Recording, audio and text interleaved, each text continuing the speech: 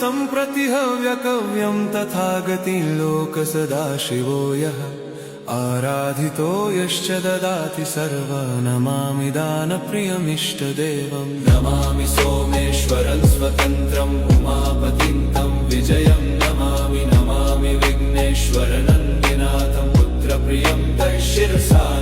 नमामि देवं भवदुःखशोकविनाशनं चन्द्रधरं नमामि नमामि गङ्गाधरमीशमीड्यमुमाधगं देववरं नमामि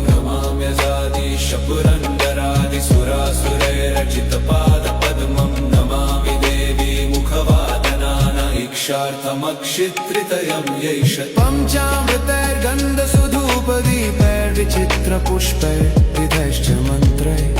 अन्नप्रकारैः सकलोपचारैः सम्पूजितं सोममहं नमामि नमामि शम्भो